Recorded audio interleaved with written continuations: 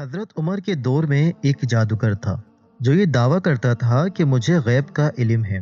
حضرت عمر نے اسے اپنے پاس بلایا۔ آپ نے اپنا ہاتھ پیچھے کیا اور کہا، بیٹا میرے ہاتھ میں کیا ہے؟ جادوگر نے کہا، کنکڑیاں۔ آپ نے اپنا ہاتھ کھولا تو سچ میں کنکڑیاں تھیں۔ یہ دیکھ کر لوگ حیران ہوئے تو اچانک آپ نے بسم اللہ الرحمن الرحیم۔ حضرت عمر رضی اللہ تعالی عنہ اور ایک جادوگر کا واقعہ۔ اسلام قبول کرنے سے کئی سال پہلے حضرت عمر بن خطاب رضی اللہ تعالی عنہ ایک دفعہ تجارتی قافلے کے ساتھ مال لے کر مکہ سے شام گئے۔ قافلے میں قریش کے کئی اور بڑے سردار بھی شامل تھے۔ یہ قافلہ شام کے سب سے بڑے شہر دمشق گیا اور وہاں اپنا مال بیچ کر مکہ واپس روانہ ہوا۔ تھوڑا فاصلہ طے کرنے پر حضرت عمر رضی اللہ تعالی عنہ کو یاد آیا کہ ان کی ایک رشتہ دار نے انہیں کچھ سونا دیا تھا کہ اسے بیچ کر اس کے لیے کچھ کپڑے وغیرہ لیتے آئیں۔ انہوں نے اپنے قافلے کے ساتھیوں سے کہا کہ فلاں عورت کا کام کرنے واپس دمشق جا رہا ہوں، کوشش کروں گا کہ کام کر کے جلدی واپس آ جاؤں۔ حضرت عمر دمشق واپس گئے تو بازار بند ہو چکے تھے۔ مجبوراً وہ ایک مسافر خانے میں ٹھہرے اور سو گئے۔ تھوڑی دیر کے بعد اللہ کا ایک بندہ مسافر خانے میں آیا۔ اس نے حضرت عمر کو جگایا اور اپنے ساتھ اپنے گھر لے آیا۔ یہ بات واضح نہیں تھی کہ وہ شخص حضرت عمر کو پہلے سے جانتا تھا یا ان کے والد خطاب سے اس کی واقفیت تھی۔ انہوں نے حضرت عمر کی بڑی خاطر مدارت کی۔ کھانا کھا کر تو وہ سو گئے اور ان کا میزبان رات بھر عبادت کرتا رہا۔ صبح کو حضرت عمر بیدار ہوئے تو ان کے میزبان نے کہا کہ اکیلے بازار مت جانا، بازار میں لٹیرے اکثر مسافروں کو لوٹتے رہتے ہیں، میرے ساتھ چلنا۔ یہ کہہ کر وہ سو گیا۔ کیونکہ رات بھر جاگ رہا تھا، حضرت عمر نے اسے جگانا مناسب نہیں سمجھا اور اکیلے ہی بازار چلے گئے۔ ابھی بازار کھلا بھی نہیں تھا، وہ بازار کھلنے کا انتظار کرنے لگے۔ کچھ دیر کے بعد ایک عیسائی پادری اپنے نوکروں کے ساتھ آیا اور حضرت عمر کی طرف اشارہ کر کے اپنے نوکروں کو حکم دیا کہ اس شخص کو پکڑ لو، یہ گرجے کا کام بہت اچھی طرح سے کرے گا۔ اس زمانے میں حضرت عمر بڑے تنومند پہلوان تھے۔ پادری کے نوکروں نے ان کو پکڑ لیا اور ایک پرانے گرجے میں لے گئے۔ پادری نے ان کو ایک ہتھوڑا دیا اور ان کو گرجے کی ایک دیوار توڑنے پر لگا دیا۔ ایسا معلوم ہوتا تھا کہ وہ اس جگہ پر ایک نیا گرجا بنوانا چاہتا تھا۔ حضرت عمر دن بھر کام کرتے رہے۔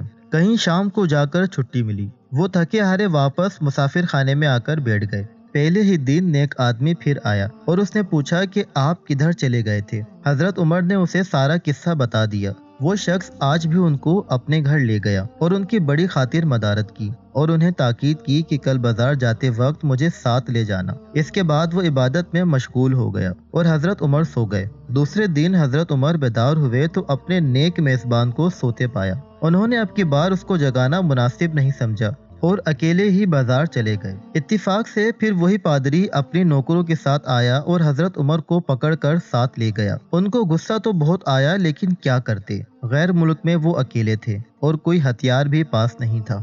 دوسری طرف پادری کے ساتھ 7-8 نوکر تھے اور وہ سب ہتھیار بند تھے۔ پہلے دن کی طرح ہی حضرت عمر ہتھوڑے کے ساتھ گرجے کی دیوار توڑتے رہے۔ جب دھوپ تیز ہوئی تو پادری اور اس کے نوکر انہیں کام میں مشغول دیکھ کر چلے گئے اور حضرت عمر دیوار کے سائے میں دم لینے کے لیے بیٹھ گئے۔ اتنے میں وہ پادری گھوڑے پر سوار چھپکے سے آیا اور حضرت عمر کو سر پر ضرب لگائی اور کہا کہ ہم سب گھر گئے تو تُنہیں کام ہی چھوڑ دیا۔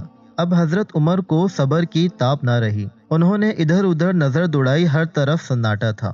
انہوں نے پادری کو گھوڑے سے کھینچ کر نیچے گرا دیا اور اس کے سر ہتھوڑے پر ہتھوڑے مارنا شروع کر دیے۔ وہ بہت چیخا چلایا لیکن اس کی مدد کے لیے کوئی نہیں پہنچا۔ حضرت عمر نے ٹوٹی ہوئی دیوار کا ایک بھاری ٹکڑا اٹھا کر اس کے سر پر مار دیا۔ وہ پہلے ہی زخمی تھا، اب اس نے دم دے دیا۔ اس کو مرتے دیکھ کر حضرت عمر تیزی سے بھاگ کھڑے ہوئے اور جس راستے سے دمشق آئے تھے وہ راستہ چھوڑ کر ایک دوسرے راستے پر چل پڑے۔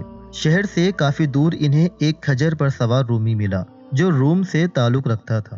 وہ ان کے ساتھ چلنے لگا۔ وہ کچھ باتیں کرنے لگا لیکن نہ حضرت عمر ان کی زبان سمجھتے تھے اور نہ وہ ان کی زبان سمجھتا تھا۔ اس نے یکا یک اپنی تلوار پر ہاتھ ڈالا۔ حضرت عمر سمجھ گئے کہ وہ ان پر وار کرنا چاہتا ہے۔ انہوں نے فوراً ہی کھچر سے اسے کھینچ لیا اور اس سے تلوار چھین کر ایک ہی وار میں اس کا کام تمام کر دیا۔ پھر آپ کھچر پر سوار ہو کر آگے چلے۔ اس کے بعد کیا ہوا، سارا احوال خود حضرت عمر نے اس طرح بیان کیا ہے کہ اس جگہ سے روانہ ہو کر میں ایک گرجے میں پہنچا یہاں عیسائیوں کی ایک جماعت رہتی تھی۔ میں گرجے کے اندر داخل ہوا تو گرجے میں رہنے والے سب لوگ میرے ارد گرد جمع ہو گئے اور مجھ سے میرے حالات کے بارے میں پوچھنے لگے۔ پھر وہ اپنے پادری کے پاس مجھے لے گئے۔ پادری مجھے نہایت غور سے دیکھنے لگا۔ اس کے بعد کہنے لگا کہ ایسا معلوم ہوتا ہے کہ تمہیں کسی چیز کا خوف ہے۔ میں نے کہا کہ تم نے کیسے اندازہ لگا لیا کہ مجھے کسی چیز کا خوف ہے؟ اس نے میرے سوال کو ٹال دیا اور کہا کہ جب تک آپ چاہیں یہاں ٹھہریں، آپ کو یہاں کسی قسم کا کوئی خطرہ نہیں، آپ ہماری حفاظت میں ہیں۔ پھر اس پادری نے مجھے اپنے گھر میں مہمان کی طرح رکھا اور میری نہایت ہی خاطر مدارت کی، اور پھر پوچھا کہ آپ کون ہیں؟ میں نے اسے بتایا کہ میں مکے کا رہنے والا ہوں اور قبیلہ قریش سے تعلق رکھتا ہوں۔ تجارتی قافلے کے ساتھ شام آیا تھا۔ تجارت کا مال بیچنے کے بعد ایک ضروری کام کے لیے مجھے اپنے قافلے سے جدا ہو کر واپس دمشق جانا پڑا۔ اب میں اپنے وطن واپس جا رہا ہوں اور راستہ بھٹک کر یہاں آ نکلا ہوں۔ پادری مجھے غور سے دیکھتا رہا اور بار بار طرح طرح کے سوال کرتا رہا۔ میں نے ان کے ہاں نہایت ہی آرام سے رات بسر کی۔ صبح کو آ کے پوچھا کہ آپ کا ارادہ یہاں ٹھہرنے کا ہے یا آگے جانے کا؟ میں نے کہا کہ اب میں آپ سے رخصت ہونا چاہوں گا۔ یہ سن کر پادری نے اپنا ایک شاندار گدھا، جو بہت خوبصورت اور نہایت ہی تیز رفتار تھا، لے آیا۔ اس گدھے کی پیٹھ پر کھانے کے مزیدار چیزیں اور قیمتی تحفے بھرے ہوئے تھے، اور پھر کہنے لگا کہ آپ اس گدھے پر سوار ہو جائیں۔ راستے میں آپ کا گزر کسی عیسائی مکان کے پاس سے ہوگا تو وہ آپ کو اس گدھے پر سوار دیکھ کر آپ کی بے حد تعظیم کرے گا اور آپ کی خاطر مدارت میں کوئی کسر نہیں چھوڑے گا۔ یہ کہہ کر پادری نے میرا ہاتھ پکڑا اور تنہائی میں لے جا کر کہنے لگا کہ اے عمر، آپ پر میرا حق واجب ہو گیا۔ میں نے کہا بے شک۔ اس نے کہا آپ کا تعلق ایک معزز قوم سے ہے، میری آپ سے ایک عرض ہے۔ میں نے کہا کہ آپ بیان کر دیں، لیکن حیرت کی بات ہے کہ آپ جیسا بڑا آدمی مجھ جیسے پریشان مسافر سے کوئی غرض کیسے رکھ سکتا ہے؟ اس نے بڑے یقین بھرے لہجے میں کہا کہ سنیں، میں ایک ایسا آدمی ہوں جسے اللہ نے آسمانی کتابوں کا علم عطا کیا ہے۔ میں نے آپ کی ذات میں بہت سی ایسی نشانیاں دیکھی ہیں کہ جب ایک مقرر مدت پوری ہو جائے گی تو حالات میں زبردست تبدیلی آئے گی۔ اس وقت آپ ہمارے ملک کے حاکم بن جائیں گے اور یہاں کے سب شہروں میں آپ ہی کا حکم چلے گا۔ اس کے بعد پادری نے اپنی جیب سے ایک دوات، قلم اور کاغذ نکال کر کہا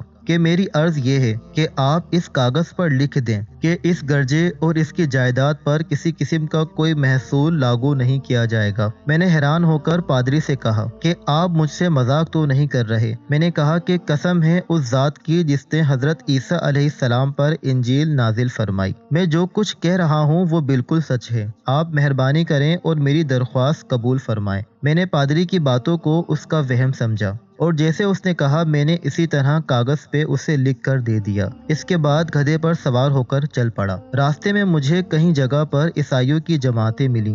انہوں نے مجھے ایک پادری کے گدھے پر سوار دیکھ کر میری بڑی خاطر مدارت کی۔ میں اسی طرح جگہ جگہ عیسائیوں کا مہمان بنتا تبوک تک پہنچ گیا۔ اللہ کی شان، جس تجارتی قافلے کے ساتھ میں گیا تھا وہ کافی دیر میرا انتظار کرنے کے بعد اس جگہ سے چل پڑا تھا جہاں میں نے اسے چھوڑا تھا، اور اب تابوک میں ایک کنویں کے قریب ڈیرا ڈالے ہوئے تھے۔ قافلے والے میرے ساتھی مجھے دیکھ کر میری طرف دوڑ پڑے اور مجھ سے مل کر بہت خوش ہوئے اور کہنے لگے کہ اے ابن خطاب، ہم لوگ تمہارا انتظار کرتے کرتے بالکل مایوس ہو گئے، تو ہم نے اس مکان کو کچھ کر دیا جہاں سے تم واپس دمشق گئے تھے، مگر تمہارے بارے میں ہم سخت پریشان تھے۔ یہ تو بتاؤ کہ اتنے دن تم کہاں رہے؟ میں نے وہ تمام حالات بیان کیے جو مجھے پیش آئے، لیکن پادری سے جو میری گفتگو تنہائی میں ہوئی وہ بالکل ظاہر نہیں کی، کیونکہ میں پادری کی ان باتوں کو اس کا وہم سمجھتا تھا اور اس کے عقیدے کی کمزوری سمجھتا تھا۔ قریش کے ایک سردار ابو سفیان بھی اس قافلے میں شامل تھے۔ انہوں نے مجھے اس شاندار گدھے پر سوار دیکھ کر کہا،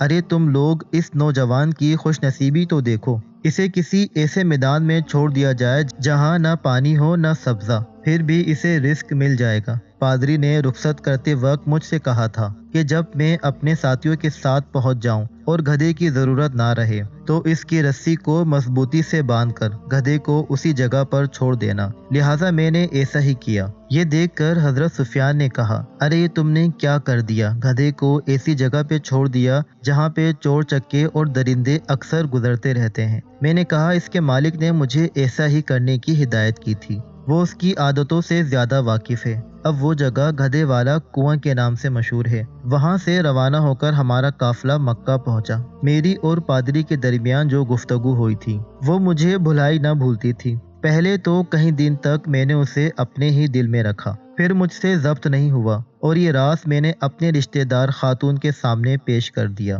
جس نے مجھے سونا دیا تھا۔ وہ بڑی عقل مند خاتون تھی۔ اس نے مجھ سے کہا کہ اے ابن خطاب، میں تمہارے بچپن سے ہی تم میں اچھی نشانیاں دیکھ رہی ہوں۔ جب تم بہت چھوٹے بچے تھے تو میں نے ایک دفعہ خواب میں دیکھا کہ تم لمبے ہوتے جا رہے ہو اور تمہارا قد اتنا لمبا ہو گیا ہے کہ اس نے آسمان کو چھو لیا ہے۔ یہ دیکھ کر میں نے خواب میں ہی کہا کہ ارے یہ میرے بچے کی کیا حالت ہو گئی ہے۔ کسی نے کہا، یہ لڑکا دنیا اور آخرت میں بھلائی پانے والا بنے گا۔ جہالت کے زمانے میں اس قسم کی باتوں کا مطلب میری سمجھ میں نہیں آتا تھا۔ مکہ میں ایک شخص اہل کتاب یعنی یہود اور نصار میں سے تھا جو بہت گمنام تھا۔ عام لوگ اس سے واقف بھی نہیں تھے، لیکن قریش کے کچھ سردار اسے پہچانتے تھے اور اس کی بہت عزت کرتے تھے۔ ایک دن دوپہر کے وقت میں اس کے ہاں گیا اور اسے جا کر کہا، میں آپ سے چند باتیں کرنا چاہتا ہوں اور چاہتا ہوں کہ آپ ان کو اپنے دل میں راز بنا کر رکھیں اور کسی کے سامنے ظاہر نہ کریں۔ اس نے ایسا کرنے کا وعدہ کیا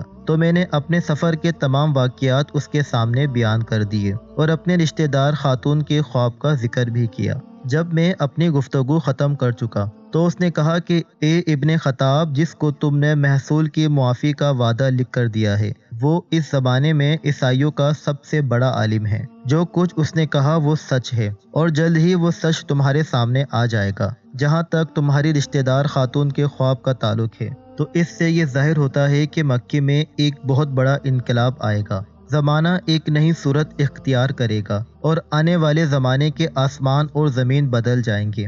میں وہاں سے گھر چلا آیا اور اس کی ساری باتیں اپنے دل میں لیے رہا۔ تھوڑی ہی عرصے بعد قریش کی مجلسوں میں آپ صلی اللہ علیہ وآلہ وسلم کا ذکر ہونے لگا۔ یہ لوگ اس بات سے چڑھتے تھے کہ محمد صلی اللہ علیہ وآلہ وسلم اپنے آپ کو اللہ کا رسول کہتے ہیں، لوگوں کو بتوں کی پوجا کرنے سے منع کرتے ہیں اور ایک اللہ کو ماننے پر زور دیتے ہیں۔ جلد ہی اللہ تعالیٰ نے اسلام کو ظاہر کر دیا اور مجھے یقین ہو گیا کہ حالات وہی صورت اختیار کر رہے ہیں جس کی طرف آسمانی کتابوں کے عالم شام کے پادری نے اشارہ کیا تھا۔ نبوت کے چھٹے سال حضرت عمر نے اسلام قبول کر لیا اور رسول اللہ صلی اللہ علیہ وآلہ وسلم کے جانثار ساتھی بن گئے۔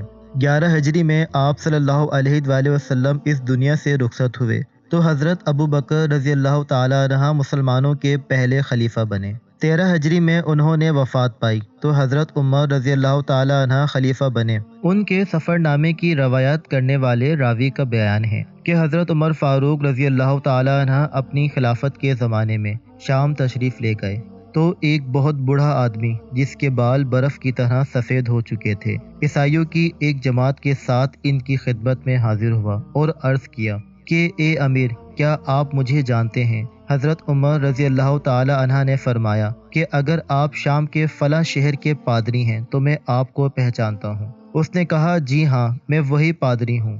حضرت عمر رضی اللہ تعالی عنہ نے فرمایا کہ میں نے آپ سے لکھ کر جو عہد کیا تھا وہ آج بھی قائم ہے۔ اللہ تعالیٰ نے اپنے رسول صلی اللہ علیہ وآلہ وسلم کے ذریعے ہمیں عزت بخشی۔ انہوں نے ہمیں اللہ تعالیٰ کے پسندیدہ دین اسلام کی طرف دعوت دی اور ہم نے یہ قبول کی۔ آپ ہی نے مجھے ان باتوں سے آگاہ کیا تھا۔ اب آپ کو کون سی چیز اسلام کو قبول کرنے سے روکتی ہے؟ بڑھے پادری نے حضرت عمر کی بات سن کر اسی وقت اپنے ساتھیوں سمیت کلمہ پڑھ کر اسلام کی دولت حاصل کر لی۔